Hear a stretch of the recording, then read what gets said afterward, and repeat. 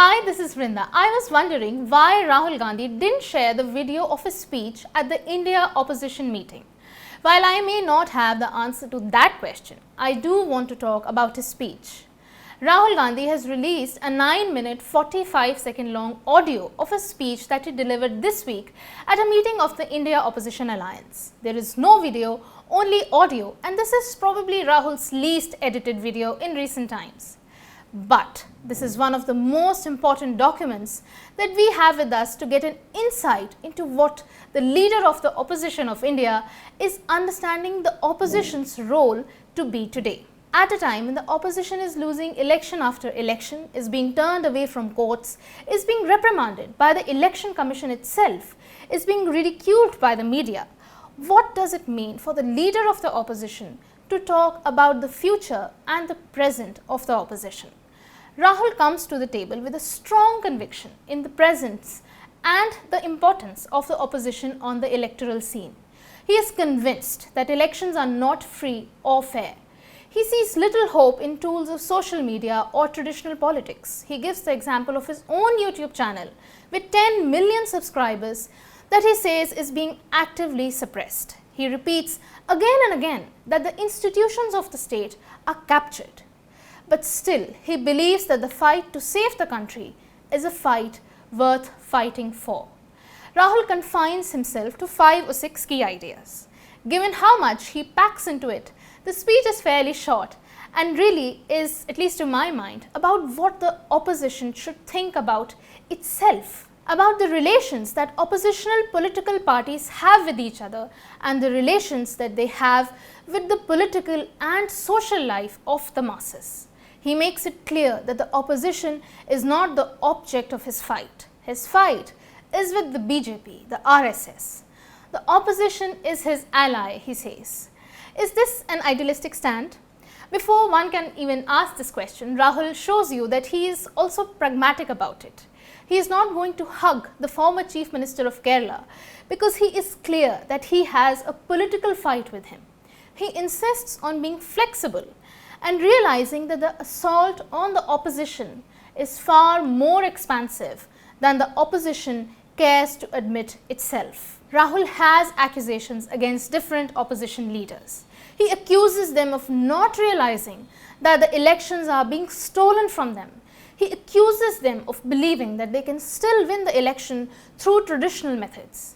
He accuses them of thinking that they could have won the election even when the BJP and the RSS control all institutions of the state. I'm sorry to say that there is confusion in this group. The confusion is that you, the SP, the TMC, the RJD believe that the political instruments you have used so far will still work. These only worked when the Indian state provided a fair field for them to operate in. That field does not exist anymore. The BJP controls the institutions of the state. The BJP controls the legal system.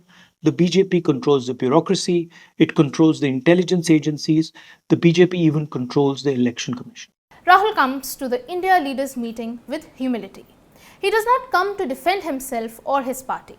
He says that he is ready to accept all criticisms, but he underlines a fundamental difference between the Congress and the other parties. And this is another key idea of his speech. Rahul says that the Congress started as a resistance movement when the infrastructure and the protection of the modern Indian state were not in existence. One can question this hypothesis. Does it hold true more than 75 years after independence? Has the Congress not changed in these decades? Of course it has. But what comes across as striking is that Rahul does believe in his idea of resistance. He recalls his Bharat Jodo Yatra, the time when he crisscrossed the country and felt the power of resistance, of people's movements, a power that is fundamentally different from the political fights that parties are used to. Our party is fundamentally differently organized than all other parties in India. And I say this with humility. Why? Because this party began as a resistance movement when modern India did not exist. Unlike all other parties, it was not built using the infrastructure and the protection of the Indian state. The Congress Party is a resistance movement protecting the idea that all Indians are equal. We are fundamentally opposed to the vision of the RSS. Here is a politician, an active participant in the Indian electoral political system, who is saying that the opposition has to go back to an ideological ground, pick up the pieces and fight in resistance mode. When the political ground is uneven, when the election is not free and not fair, the political fight has come to occupy secondary place in Rahul's mind. Questions should be asked of Rahul. What is his resistance plan? Does he plan another Bharat Jodo Yatra? Does he want to meet people on the ground, raise issues like the Nicobar project and bring them into the mainstream? Or does he have a different plan? These and many more questions emerge from his speech. I leave the speech to you. This is Vrinda. Hello, everybody. On the 8th of June, the India Alliance and its entire leadership met in Delhi. Here is the speech I gave them. I wanted you to hear it as well. Thank you.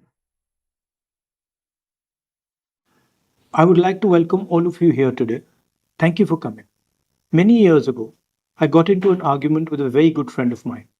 I told him, "What you're doing is completely unfair." And his answer to me was, "The world is unfair. Get used to it."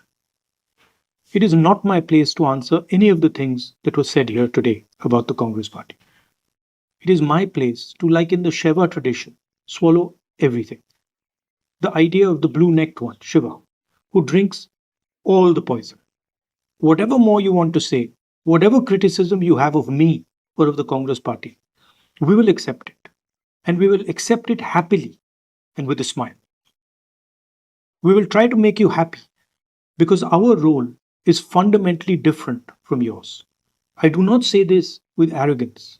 Our role, as many of you have stated, is to unite all of you together with love and affection.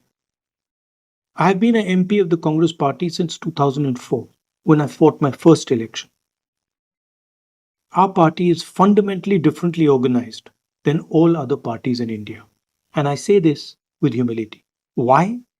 Because this party began as a resistance movement when modern India did not exist.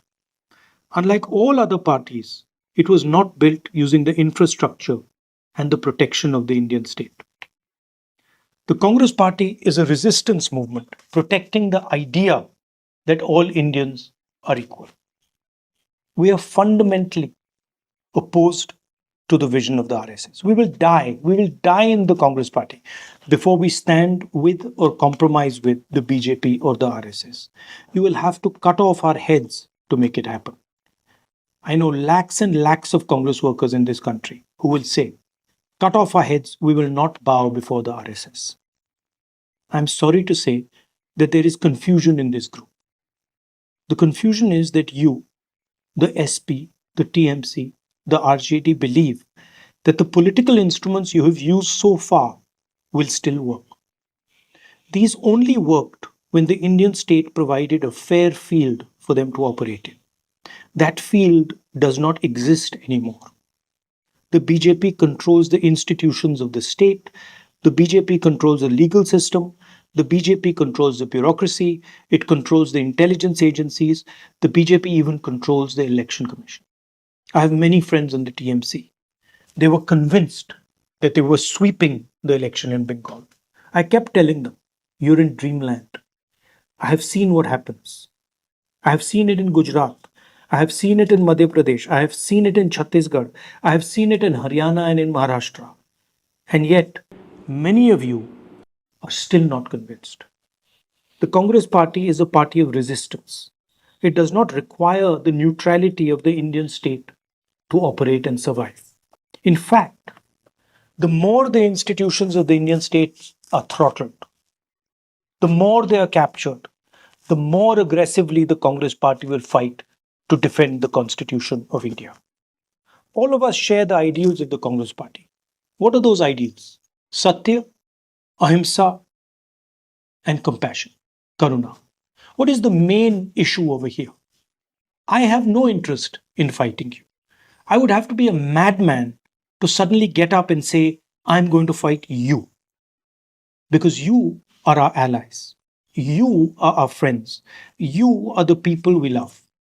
Please understand, we won the last election in 2024.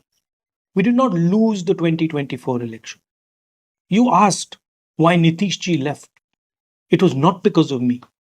It was not because of the Congress party.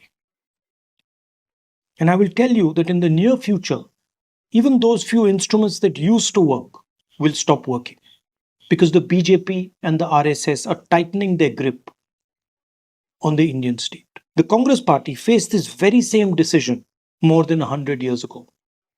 We were a political organization before 1927. The day Gandhiji said, "We want independence," we became a resistance movement. If political parties can't function, then what can? Resistance functions. Resistance works. Wherever we resist, it works. I have seen it with my own eyes. I have walked 4,000 kilometers across this country. Resistance works. You don't need political architecture. You don't need the bureaucracy. You don't need the intelligence agencies. You need the act of resistance, meaning, I will resist. I will not allow injustice. Full stop.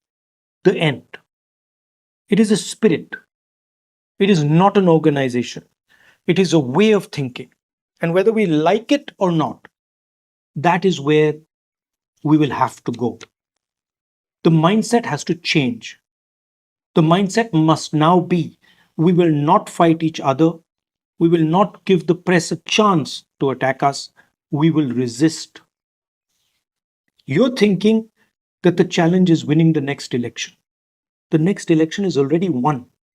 Please understand, there is so much anger among the people of India that the next election is already over. The problem is the capture of the instruments of the Indian state by the RSS. The problem is that you will not have a free and fair election to win. And so we have to go into the mode of resistance. Resistance is CBSC. Resistance is NEET. Resistance is going to Greater Nicobar. Resistance is the Bharat Jodo Yatra. You get up in the morning and you say, how can I resist? And you resist. That will work. I guarantee you it will work. And from my perspective, I am more than happy to absorb any criticism from any quarter because for me, this is a religious duty. This is a spiritual duty. This is no longer politics. And that is why I promise you, I will bear every single humiliation that I have to bear to knit this group together and make it succeed. How to proceed is very simple. We have to get away from a certain idea. Mamta ji is not 100% sure, but she is about 90% sure that her election was stolen. Uddhav ji is 40% sure that his election was stolen. My brother Tajeshwi is 40% sure.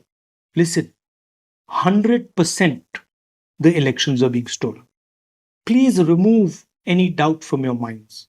And please understand that it takes years and years to build a social media presence. It does not happen organically in a week.